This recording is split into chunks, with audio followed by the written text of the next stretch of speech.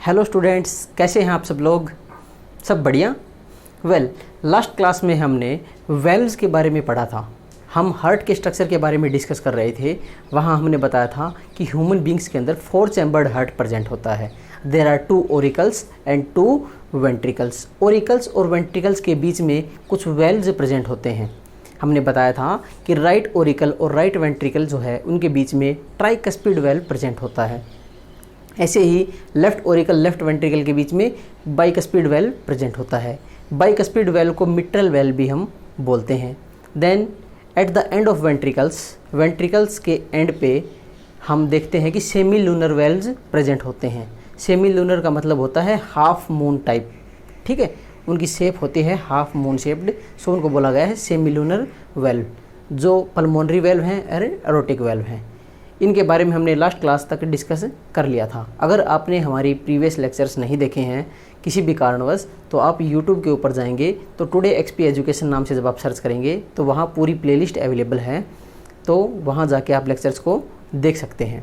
आज की क्लास में हम बात करेंगे डबल सर्कुलेशन के बारे में कि human beings have double circulation, birds have double circulation. तो किस तरीके से जो ब्लड है वो 2 बार हार्ट से सर्कुलेट होता है, इस पूरे मैकेनिज्म के बारे में पढ़ेंगे। उसके अलावा ब्लड वेसल्स के टाइप बताएंगे, आर्टरीज क्या होती हैं, वेन्स क्या होती हैं, किस तरीके का ब्लड वो कैरी करती हैं, ठीक है। उनके बारे में डिटेल में डिस्कस करना है। उसके बाद हम हार्ट बीट के बारे में पढ़ेंगे। On the basis of heart beat 2 तरीके का जो है हार्ट होता है। कौन कौन सा? हम बोलेंगे कि न्यूरोजेनिक एंड मायोजेनिक, उनके बारे में पढ़ेंगे, ठीक है। सो वो हम डिटेल में डिस्कस करेंगे। तो स्टार्ट करते हैं आज की क्लास को ब्लड वेसल्स से। सो ब्लड वेसल्स मेनली 3 तरीके की हो सकती हैं, आर्टरीज, वेन्स एंड कैपिलरीज। हम क्या बोलेंगे? There are 3 type of blood vessels, arteries, veins and capillaries, ठीक है। देन जो ब्लड वेसल्स हैं इन तीनों की बात कर रहे हैं हम लोग, आर्टरी, वेन एंड कैपिलरी की बात कर रहे हैं। तो इनकी जो वॉल है उसमें मेनली 3 लेयर्स होती हैं। कौन कौन सी? Tunica externa, tunica media and tunica interna. 3 तरीके की लेयर होंगी। ट्यूनिका एक्सटर्ना जो है, as the name indicate, it is the outer most layer. Outer most layer है, आप डायग्राम में देख सकते हैं कि ये ट्यूनिका एक्सटर्ना हुई, ठीक है। It is made up of collagen fibres. ये किससे मिलके बनती है? It is important point two note that it is made up of collagen fibres. Collagen fibre से मिलके बनी हुई होती है। इसके अलावा it is also made of unstriated longitudinal muscles. यहाँ पे जो मसल्स होंगी वो लॉन्गिट्यूडनल मसल्स होती हैं इस तरीके से, ठीक है। It is made up of unstriated longitudinal muscle fibres. ये भी पॉइंट आपको ध्यान रखना है। देन जो ट्यूनिका एक्सटर्ना होती है, it is thick in veins and thin in arteries. Veins के अंदर ये थिक होती है और आर्टरीज के अंदर ये थिन होती है, ठीक है। इतना ही ध्यान रखना है आपको यहाँ पे। उसके बाद में second one is tunica media, ठीक है। उससे इनर में होती है ट्यूनिका मीडिया। ये किससे मिलके बनती है? अनस्ट्रेटेड सर्कुलर मसल से मिलके बनी हुई होती है। डायग्राम में देख सकते हैं, अनस्ट्रेटेड सर्कुलर मसल से मिलके ट्यूनिका मीडिया जो लेयर है वो बनी हुई होती है। Then it has elastic fibres. यहाँ पे इलास्टिक फाइबर्स प्रेजेंट होते हैं, इलास्टिक मेम्ब्रेन होती है ये बेसिकली, ठीक है। देन ट्यूनिका इंटरना, ये किससे मिलके बनती है? It is made up of simple squamous epithelium. Simple squamous epithelium से मिलके बनी हुई होती है। एंडोडर्मल होती है, ठीक है। जो इसका ओरिजिन होता है वो एंडोडर्मल होता है। सो इसको कई बार एंडोथेलियम भी लिखते हैं, ठीक है। वो आपको ध्यान रखना है। सो डायग्राम अगर आप ध्यान रखेंगे तो कम्पिटिटिव पॉइंट ऑफ व्यू से ये पूछ सकते हैं कि 3 लेयर कौन कौन सी होती हैं। आपको बेसिक्स आइडिया होना चाहिए कि tunica externa, tunica media and tunica interna, ठीक है। आर्टरीज एंड वेन्स के बारे में हम देखते हैं तो डिफरेंस के टाइप में हमने लिखा है यहाँ पे। तो यहाँ अगर ऐसे पढ़ेंगे तो इसको हम इजीली अच्छे से क्लियर कर लेंगे। आर्टरीज क्या होती हैं? आर्टरीज हम ये बोलेंगे कि वो ब्लड वेसल्स होती हैं जो हमारा ब्लड है उसको अवे फ्रॉम हार्ट लेके जाती हैं। इसको याद करने की भी एक ट्रिक है। A stands for artery and A stands for away, ठीक है। They transport oxygenated blood away from the heart. Heart से दूर लेके जाती हैं, ठीक है। They transport oxygenated blood away from the heart ऐसे ही वेन्स क्या करती हैं, दे ट्रांसपोर्ट डीऑक्सीजनेटेड ब्लड। ठीक है, arteries carry oxygenated blood, veins carry deoxygenated blood. लेकिन एक एक्सेप्शन आता है, हम ये बोलेंगे कि आर्टरीज के अंदर जो पल्मोनरी आर्टरी होती है वो कैरी करती है डीऑक्सीजनेटेड ब्लड। मैं लिख देता हूँ आपके लिए कि pulmonary artery carry deoxygenated blood. उसके अलावा फिटस से रिलेटेड जो अम्बिलिकल आर्टरी होती है, ठीक है, वो भी डीऑक्सीजनेटेड ब्लड को कैरी करती हैं, वो भी आपको ध्यान रखना है। नॉर्मली बुक्स में सिर्फ पल्मोनरी आर्टरी रेफर होता है, लेकिन आप मेडिकल एंट्रेंस की तैयारी कर रहे हैं तो वो भी आपको याद रखना है। Pulmonary artery as well as umbilical artery in foetus, it also transport deoxygenated blood. इनके अलावा जितनी भी आर्टरीज होती हैं वो ऑक्सीजनेटेड ब्लड को ट्रांसपोर्ट करती हैं। Similar in case of veins, all veins transport deoxygenated blood accept pulmonary vein. Pulmonary vein जो होती है लंग्स से आती है और वो ऑक्सीजनेटेड ब्लड को ट्रांसपोर्ट करती है। ठीक है, वो पॉइंट भी आपको ध्यान रखना है। आगे हम डिस्कस करेंगे डबल सर्कुलेशन के बारे में जब हम पढ़ेंगे कि किस तरीके से लंग्स से पल्मोनरी वेन ऑक्सीजनेटेड ब्लड को लेके आती है। दूसरा पॉइंट हम बताएंगे कि arteries are deeply situated in the body. जो आप देख रहे होंगे अपने हाथ पे जब आप देखेंगे तो यहाँ पे जो ग्रीन कलर की दिख रही हैं ये आर्टरीज नहीं बल्कि वेन्स होती हैं। ठीक है, आर्टरीज जो होती हैं डीपली सिचुएटेड होती हैं। ठीक है, और वेन्स आर सुपरफिशियल। देन जो आर्टरीज हैं उनकी वॉल थिकर होती है और हाईली मस्कुलर होती है। ठीक है, अब हम बोलेंगे क्यों, ऐसा क्यों है कि आर्टरी की जो वॉल है वो थिक होगी और मस्कुलर होगी, तो हम ये बोलेंगे कि ऐसा इसलिए है क्योंकि आर्टरीज डीपली सिचुएटेड हैं।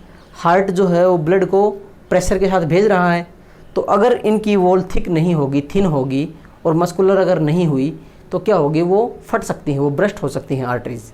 ठीक है, सो यहाँ पे वॉल जो है वो थिक होगी और मस्कुलर होती है, लेकिन यहाँ पे wall is thin and less muscular. ठीक है, then lumen is narrow. Lumen जो होता है वो नैरो होता है, पतला होता है। आपके एनसीईआरटी में भी डायग्रामेटिकली दिखाया हुआ है डबल सर्कुलेशन के डायग्राम में कि ल्यूमेन जो है आर्टरीज का वो नैरो होगा, but lumen of veins is wider. ठीक है, then BP is higher. Blood pressure जो है आर्टरीज के अंदर वो ज़्यादा होता है। ठीक है, और ब्लड जो फ्लो करेगा वो जर्क्स के साथ फ्लो करता है। ब्लड जो है फ्लोज विद जर्क्स, लेकिन यहाँ पे in case of veins the blood flows smoothly and BP is lower in case of veins. So ये सारे पॉइंट आपको ध्यान रखना है। ये जो होती हैं आर्टरीज पिंकिश कलर की हम बोल सकते हैं, ठीक है, लेकिन वेन्स जो होती हैं ब्लूइश या ग्रीनिश हम बोल सकते हैं। मेनली ब्लूइश बोलते हैं कि वेन्स जो हैं वो। तो ये सारे पॉइंट आपको ध्यान रखने होते हैं। ठीक है, अब हम बात करते हैं कैपिलरीज के बारे में। सो कैपिलरीज क्या होती हैं, इनको हम एक्सचेंज वेसल्स भी बोलते हैं। Capillaries are also called as exchange vessels. बहुत पतली पतली होती हैं। कैसे बनती हैं capillaries, artery divides into arterioles. Artery divide करके आर्टीरियोल बनाएंगी, आर्टीरियोल डिवाइड करके कैपिलरी बना लेगा। ठीक है, फिर ये कैपिलरी यूनाइट करके वेन्यूल बनाएंगे और वेन्यूल से वेन्स बनते हैं। इस तरीके से सारी प्रोसेस जो है ये चलती है। कैपिलरीज का नंबर हमारी बॉडी में अनलिमिटेड होता है। ठीक है, कोई काउंटेबल नंबर नहीं होता कैपिलरीज का। देन यहीं तक हमें कैपिलरी के बारे में इतना ही आपको पता होना चाहिए। आर्टरीज, वेन्स एंड कैपिलरीज के बारे में, मेनली आर्टरीज एंड वेन्स के बारे में आपको पता होना चाहिए कि आर्टरीज जो ऑक्सीजनेटेड ब्लड कैरी करती हैं उनमें एक्सेप्शन क्या है, क्योंकि कई बार ये question as it is directly पूछ लिया जाता है कि arteries carry oxygenated blood and veins carry deoxygenated blood. एक क्वेश्चन ये हो गया। एक कई बार ये पूछ लेते हैं कि ब्लड प्रेशर जो है वो कहाँ ज़्यादा होता है। ठीक है, सो ये सब पॉइंट आपको ध्यान रखने हैं। देन डबल सर्कुलेशन के बारे में बात करते हैं। तो डबल सर्कुलेशन से आप क्या समझते हैं, हम ये बोलेंगे कि circulation of blood twice through the heart. Heart से 2 बार जो है ब्लड वो सर्कुलेट करके हमारी बॉडी में पहुंच रहा है। किस किस तरीके से, ये डायग्रामेटिकली आप देखो। आपको एक चीज़ ध्यान रखनी है कि हमारा जो right part of the body है, जो राइट पार्ट है इट रिसीव डीऑक्सीजनेटेड ब्लड। ठीक है, and left part of the body receives oxygenated blood. ठीक है, right part of the body या heart, it receives deoxygenated blood. यहाँ पे डीऑक्सीजनेटेड ब्लड आएगा, राइट ओरिकल में आएगा, फिर जब वो ओरिकल्स फील्ड हो जाएंगे तब वो ब्लड जो है राइट वेंट्रिकल में पहुँचेगा, ट्राइकस्पिड वाल्व जो ओपन होंगे तब। ठीक है, ये देखो आप, ये देख सकते हो जो डीऑक्सीजनेटेड ब्लड था पहले कहाँ आया, राइट ओरिकल में, देन राइट वेंट्रिकल में। अब राइट वेंट्रिकल से ये जो है ये जाएगा कहाँ पे, लंग्स के अंदर। ठीक है, this deoxygenated blood from right ventricle it will go to lungs via, बहुत इंपॉर्टेंट है, पल्मोनरी आर्टरी। पल्मोनरी आर्टरी के थ्रू जो ये है डीऑक्सीजनेटेड ब्लड ये कहाँ पे पहुँचता है, लंग्स के अंदर पहुँचेगा। ठीक है, लंग्स में उसका ऑक्सीजनेशन हो जाता है, कंफ्यूज नहीं होना है, यहाँ पे ऑक्सीडेशन नहीं ऑक्सीजनेशन होता है। ठीक है, लिख देता हूँ ऑक्सीजनेशन। लंग्स के अंदर आप जानते हो कि एल्वेलाई प्रेजेंट होती हैं, structural and functional unit of lungs, तो वहाँ पे गैसेस एक्सचेंज होगा, ऑक्सीजनेशन जब होगा तो यहाँ पे कैसा ब्लड आएगा, ऑक्सीजनेटेड ब्लड, ऑक्सीजनेटेड ब्लड आएगा। और कौन लेके आ रही है लंग्स से फिर हार्ट में, पल्मोनरी वेन। तो हमने बताया था ना कि आर्टरी कैरी ऑक्सीजनेटेड ब्लड, लेकिन पल्मोनरी आर्टरी देखो कैसा ब्लड कैरी कर रही है, डीऑक्सीजनेटेड ब्लड, यहाँ ब्लू कलर से दिखाया हुआ है। ठीक है, ऐसे ही वेन्स कैरी डीऑक्सीजनेटेड ब्लड, लेकिन एक्सेप्शन क्या था, पल्मोनरी जो वेन है it carries oxygenated blood which is coming from the lungs. वहाँ से ऑक्सीजनेशन होके ये ब्लड जो है वो लेफ्ट ओरिकल में आएगा, लेफ्ट ओरिकल से लेफ्ट वेंट्रिकल में जाएगा, लेफ्ट वेंट्रिकल से ये जो ब्लड है ये लार्जेस्ट आर्टरी होती है, लार्जेस्ट ब्लड वेसल होती है, जिसको हम क्या बोलते हैं, अरोटा। तो ये अरोटा के थ्रू, डोर्सल अरोटा नाम है इसका, ये पहुँचेगा बॉडी पार्ट्स में। ठीक है, वहाँ भी एक्सचेंज ऑफ गैसेज होगा और वहाँ से फिर डीऑक्सीजनेटेड ब्लड जो है it is again supplied to right part of the heart, that is right auricle. और इस तरीके से सर्कुलेशन जो है ये चलता रहता है। ठीक है, हमने क्या बताया एक बार फिर से देखते हैं कि right part receives deoxygenated blood whereas left part receive oxygenated blood. Right part में जो ब्लड आएगा वो बॉडी से आएगा। ठीक है, बॉडी पार्ट से आएगा, तो बॉडी पार्ट से कैसा ब्लड आएगा, डीऑक्सीजनेटेड ब्लड। ऐसे ही तो ये जो राइट ओरिकल है, राइट वेंट्रिकल है, यहाँ से फिर ब्लड जाएगा लंग्स के अंदर, लंग्स में उसका ऑक्सीजनेशन होगा, वहाँ से जो ब्लड है पल्मोनरी वेन के थ्रू वो कहाँ पे आएगा, लेफ्ट पार्ट में, लेफ्ट ओरिकल, लेफ्ट वेंट्रिकल, वहाँ से अरोटा के थ्रू बॉडी पार्ट्स में, और बॉडी पार्ट से अगेन फिर हार्ट के अंदर। तो इस तरीके के सर्कुलेशन को अब आप देखो कि ब्लड जो है 2 बार हार्ट के अंदर आ रहा है, ये वाला एंड इस तरीके से। So it is called double circulation. इसकी कुछ इंपॉर्टेंस होती है कि प्योर एंड इम्प्योर ब्लड जो है वो सेपरेट रहता है बॉडी में। ठीक है, the importance of double circulation is pure and impure blood remain separated in the body. दूसरा, बॉडी टेम्परेचर को भी मेंटेन करने में ये हेल्पफुल होता है। ठीक है, देखते हैं डबल सर्कुलेशन में।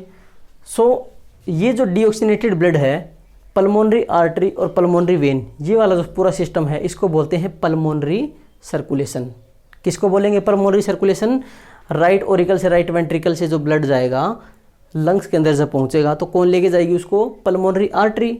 लंग्स में उसका ऑक्सीजनेशन होगा और वो ऑक्सीजनेटेड जो ब्लड है वो लेके आएगी पल्मोनरी वेन। कहाँ पे लेके आएगी, ब्लड के अंदर। तो इस सर्कुलेशन को हम बोलते हैं पल्मोनरी सर्कुलेशन। ठीक है, then oxygenated blood is carried out by arteries. जो ऑक्सीजनेटेड ब्लड है उसको कौन लेके आ रहा है अब, आर्टरीज, आर्टीरियोल्स एंड कैपिलरीज। ठीक है, टू द टिश्यूज, टिश्यूज तक पहुंच रहा है, from where deoxygenated blood is collected by a system of, जहाँ से डीऑक्सीजनेटेड ब्लड जो है वो कलेक्ट कौन करेंगी, वेन्स कलेक्ट करेंगी, वेन्यूल्स कनेक्ट करेंगी, वेना कैवा कलेक्ट करेंगी और फिर वो राइट एट्रियम में पहुंच जाएंगी। इस तरीके के सर्कुलेशन को बोलते हैं हम लोग सिस्टमिक सर्कुलेशन। ये चीज़ आपको ध्यान रखनी है, pulmonary circulation and systemic circulation. Basic सा क्या ध्यान रखेंगे कि लेफ्ट ओरिकल, लेफ्ट वेंट्रिकल से ब्लड आया एंड वो फिर बॉडी पार्ट्स के अंदर आ गया वो ब्लड। ठीक है, और बॉडी पार्ट्स में उसको कलेक्ट कौन करेंगी, वेन्स होगी, वेन्यूल्स हो गए, वेना कैवा होगी, वो उस ब्लड को कलेक्ट करेंगी और आगे पहुंचा देंगी राइट पार्ट में। ठीक है, इसको बोलते हैं क्या, सिस्टमिक सर्कुलेशन। इसकी कुछ एडवांटेज होती हैं। ये जो सिस्टमिक सर्कुलेशन होता है, it provides nutrients, oxygen and essential substances. Nutrient provide करता है, एसेंशियल सब्सटेंसेस प्रोवाइड करता है, और वेस्ट का एलिमिनेशन भी ये सिस्टमिक सर्कुलेशन करता है। ठीक है, एक फ्लो चार्ट के थ्रू देखते हैं हम इस पूरी प्रोसेस को एक बार, ताकि आपको एक बेटर आइडिया हो जाए कि कहाँ से ब्लड किस तरीके से हार्ट को और लंग्स को पहुँच रहा है, कैसे पहुँच रहा है। सो हमने बताया था कि right part of heart receives deoxygenated blood. जो राइट पार्ट है वो कैसा ब्लड रिसीव करता है, डीऑक्सीजनेटेड ब्लड। तो देखो राइट एट्रियम में डीऑक्सीजनेटेड ब्लड है, वहाँ से ब्लड कहाँ पहुँचेगा, राइट वेंट्रिकल में। राइट पार्ट में ओरिकल्स और वेंट्रिकल्स के बीच में कौन सा वेल्व होता है, ट्राइकस्पिड वेल्व। ठीक है, देन राइट वेंट्रिकल से जो ब्लड है यहाँ से पहुँचेगा पल्मोनरी ट्रंक, पल्मोनरी ट्रंक। ठीक है, पल्मोनरी ट्रंक से फिर वो पहुँचेगा लंग्स के पास वाया पल्मोनरी आर्टरी। ठीक है, देन पल्मोनरी वेन्स के थ्रू लंग्स से वो ब्लड जो है वो कहाँ पहुँचेगा, लेफ्ट एट्रियम में। लेफ्ट एट्रियम में पहुँचेगा ब्लड। लेफ्ट एट्रियम से बाइकस्पिड वेल्व के थ्रू कहाँ पे पहुँचेगा वो, लेफ्ट वेंट्रिकल में। ठीक है, लेफ्ट वेंट्रिकल से सेमिलुनर वेल्व्स होते हैं। डायग्रामेटिकली अगर हम देखें तो मान लो ये ओरिकल्स हो गए और ये आपके हैं वेंट्रिकल्स, इस तरीके से। तो यहाँ पे जो है, यहाँ होता है ट्राइकस्पिड वेल्व और यहाँ होता है बाइकस्पिड वेल्व। राइट ओरिकल, ये है आपका right auricle, right ventricle, left auricle, left ventricle. Right और लेफ्ट के बीच में आपको कंफ्यूज नहीं होना है। अगर मान लो आप बोलते हो राइट, तो आपको जो आप डायग्राम ड्रॉ कर रहे हैं उसका राइट देखना है। ठीक है, मान लो आपको कह दिया जाए कि आपको ऑपरेशन करना है राइट पार्ट ऑफ हार्ट में, तो आपको पेशेंट का राइट पार्ट देखना है, अपनी तरफ से नहीं निकाल देना, क्योंकि आपका तो वो लेफ्ट होगा। ठीक है, तो वहाँ पे आपको कंफ्यूज नहीं होना है। राइट ओरिकल राइट वेंट्रिकल के बीच में tricuspid, left auricle left ventricle के बीच में बाइकस्पिड वेल्व। फिर वेंट्रिकल्स के एंड पे यहाँ पे हमने बताया था सेमिलुनर वेल्व्स प्रेजेंट होते हैं, एरोटिक वेल्व। ठीक है, और पल्मोनरी वेल्व जिनको हम बोलते हैं। तो यही है, लेफ्ट एट्रियम से बाइकस्पिड वेल्व के थ्रू पहुँचेगा वाया सेमिलुनर वेल्व। फिर वो ब्लड कहाँ जा रहा है, अयोर्टा में, लार्जेस्ट आर्टरी, एंड वहाँ से फिर कहाँ पहुँच रहा है आपका बॉडी पार्ट्स में, और बॉडी पार्ट से अगेन वो ब्लड जो है वो कहाँ पे पहुँच रहा है, राइट ओरिकल में। यही तो हमने बताया कि right auricle right ventricle, right ventricle से ब्लड जाएगा आपके लंग्स में, लंग्स से आएगा left auricle left ventricle, then कहाँ पे, वेंट्रिकल से अयोर्टा में, अयोर्टा से बॉडी पार्ट्स में, एंड बॉडी पार्ट से अगेन राइट ओरिकल। ठीक है, सो आपको एक क्लियर आइडिया इससे हो गया होगा। ठीक है, सो अब बात करते हैं हम लोग हार्ट बीट के बारे में। तो हार्ट बीट क्या होती है, हम ये बोलेंगे कि rhythmic contraction and relaxation of heart is called heart beat. वही तो होती है, हमारा हार्ट क्या है, एक पंपिंग ऑर्गन है। ठीक है, वो कॉन्ट्रैक्ट और रिलैक्स करता रहता है। ठीक है, उसको ब्लड को पंप करना है। ठीक है, तो रिदमिक रिदम से कॉन्ट्रैक्शन एंड रिलैक्सेशन, कॉन्ट्रैक्शन यानी कि सिस्टोल एंड रिलैक्सेशन यानी कि डायस्टोल। सिस्टोल और डायस्टोल रिदमिक कॉन्ट्रैक्शन होते रहते हैं, रिलैक्सेशन होते रहते हैं, तो उसको हार्ट बीट कहा जाता है। ठीक है, on the basis of heart beat there are two type of heart. दो तरह के हार्ट होते हैं, एक होता है न्यूरोजेनिक हार्ट, एक होता है myogenic heart. Neurogenic as the name indicate it is related to nervous system. यहाँ जो इम्पल्स है वो हार्ट के अंदर नहीं होती बल्कि हार्ट से बाहर प्लेस होती है। हालांकि हार्ट के नियर बाई होगी लेकिन हार्ट के अंदर नहीं होती है। The impulse for conduction is generated from outside the heart. लेकिन in case of myogenic heart impulse जो होती है वो हार्ट के अंदर ही होती है। ठीक है, देखते हैं इनके बीच में। हमारा जो हार्ट है ह्यूमन बींग्स का वो कैसा हार्ट होता है, वो मायोजेनिक हार्ट होता है। जो इम्पल्स है कंडक्शन के लिए, अभी आगे हम पढ़ेंगे origin and conduction of heart beat, वहाँ देखेंगे SA node, AV node, bundle of His, ये सब। तो इम्पल्स जो है वो जनरेटेड इनसाइड द हार्ट। ठीक है, सो पहला पॉइंट यही लिखा है, impulse is received from outside the heart. Heart से बाहर जो है वो इम्पल्स रिसीव होती है, लेकिन यहाँ पे impulse generated inside the heart. ठीक है। दूसरा पॉइंट हम ये बोलेंगे, impulses are conducted by nervous system, नाम से पता चल रहा है, लेकिन यहाँ पे impulses are generated by muscular tissue. ठीक है। Then if heart is removed, यहाँ पे अगर हार्ट को रिमूव कर दिया जाए तो हार्ट जो है वो बीटिंग करना बंद कर देगा। क्यों कर देगा? क्योंकि इम्पल्स हमने अभी बताया कि हार्ट से बाहर प्रेजेंट है, तो अगर हार्ट को ही निकाल लेंगे तो ऑटोमेटिक वो पंप करना बंद कर देगा। लेकिन in case of myogenic heart, अगर हमने हार्ट को निकाल लिया है तो वो, लेकिन उसको अगर हमने प्रॉपर कंडीशंस प्रोवाइड करवा दी हैं, प्रॉपर न्यूट्रिएंट जो सुटेबल फेवरेबल एनवायरनमेंट है, अगर वो उसको हमने दे दिया तो वो बीट करता रहेगा। आपने देखा भी होगा कि ऐसे बोलते हैं कि कोई पर्सन कोमा में चला गया है लेकिन उसका हार्ट अभी भी लाइव है, वो बीटिंग शो कर रहा है। वो किस लिए? क्योंकि उसको प्रॉपर कंडीशंस अगर हमने प्रोवाइड करवा रखी हैं तो वो कुछ टाइम तक वो जो है वो बीट करता रहेगा। ये होते हैं न्यूरोजेनिक एंड मायोजेनिक हार्ट। हमारा मायोजेनिक हार्ट होता है। ठीक है। देन एक टर्म आता है हार्ट बीट रेट। क्या होती है? तो नाम से पता चल रहा है कि हार्ट बीट की रेट है। So the heart beat per minute, जो हार्ट बीट हो रही है 1 मिनट में, उसको बोलते हैं हार्ट बीट रेट। ये वेरी करती है स्पीसीज़ टू स्पीसीज़। स्मॉल जो एनिमल्स होते हैं वहाँ पे हार्ट बीट रेट जो है वो बहुत ज़्यादा होती है। ऐसा क्यों? तो हम ये बोलेंगे कि smaller animals have higher metabolic rate. ठीक है। जो स्मॉलर एनिमल्स होते हैं वहाँ पे मेटाबॉलिक रेट ज़्यादा होती है और उसी की वजह से जो हार्ट बीट रेट है वो भी ज़्यादा होगी। It varies with size, age and state of the development. जितना छोटा एनिमल होगा उतना ज़्यादा उसकी मेटाबॉलिक रेट ज़्यादा होगी और हार्ट बीट रेट भी ज़्यादा होगी। जो शुरू होते हैं, जो ट्री शुरू होते हैं, उनकी रेट जो होती है वो मैक्सिमम बोलते हैं, अराउंड 600 जो है उनकी हार्ट बीट रेट होती है। ये भी पॉइंट आपको ध्यान रखना है। ठीक है। अब हम बात करते हैं origin and conduction of a heart beat. तो हार्ट के अंदर कौन सी मसल्स होती हैं? कार्डियक मसल्स होती हैं जो ऑटोमेटिकली कॉन्ट्रैक्ट एंड रिलैक्स करती रहती हैं। तो यहाँ पे हम इंटरनोडल जो टिश्यू है, नोडल टिश्यूज़ के बारे में पढ़ेंगे, S A node, A V node and bundle of his, उसके बारे में पढ़ते हैं। सबसे पहले बात करते हैं एस ए नोड की। तो एस ए नोड को pacemaker of the heart बोला जाता है। ये क्वेश्चन आपका नीट में कई बार पूछा जा चुका है कि pacemaker of heart is. Options are S A node, A V node, then bundle of His and fourth option ये दे देंगे परकंजे फाइबर्स। तो the answer is S A node.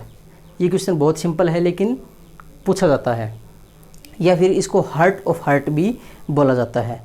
ठीक है। कहाँ पे प्रेजेंट होता है? ये क्वेश्चन भी इंपॉर्टेंट है। It is present in the wall of A right auricle. Right Oracle की वॉल में ये प्रेजेंट होता है। ठीक है। वहाँ से इम्पल्स, देखो डायग्रामेटिकली समझते हैं।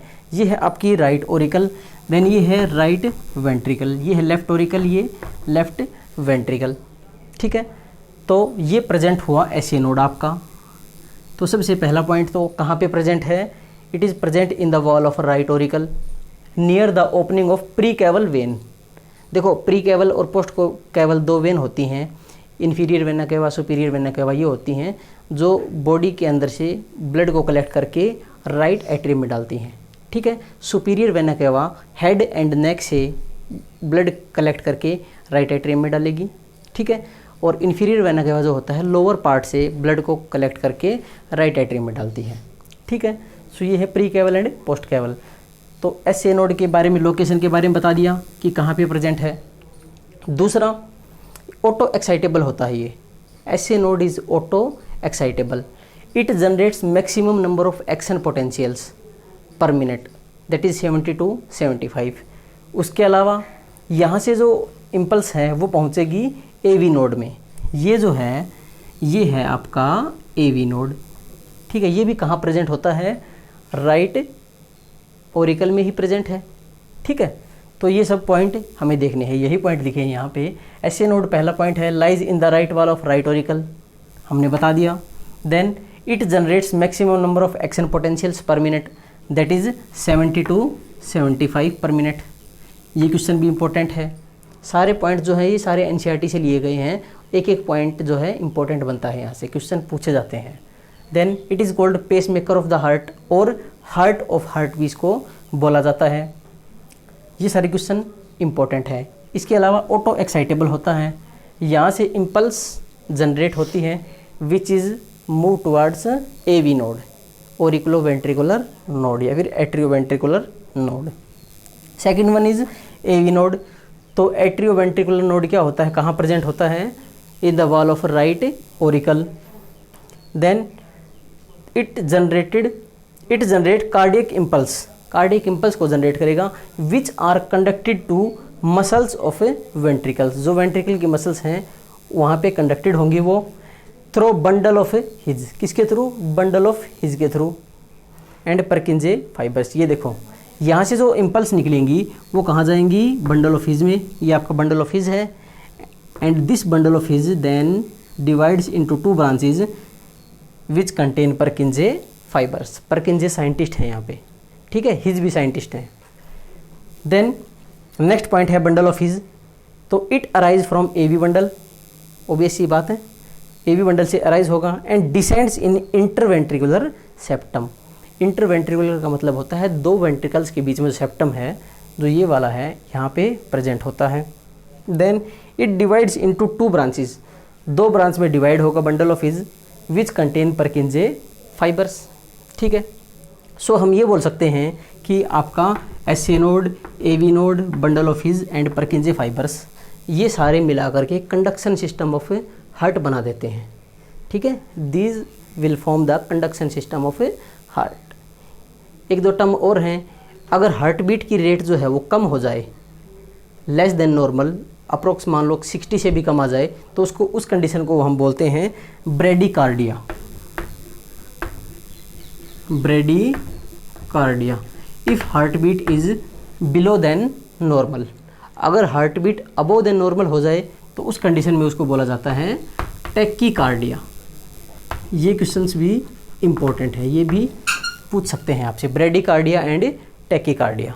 सो आज की क्लास में हमें यहीं तक डिस्कस करना है। अगर आपको कोई डाउट होती है तो आप मुझसे कमेंट सेक्शन में पूछ सकते हैं। तब तक ज़्यादा से ज़्यादा हमारे चैनल टुडे XP एजुकेशन को लाइक, शेयर और सब्सक्राइब करें। Thank you.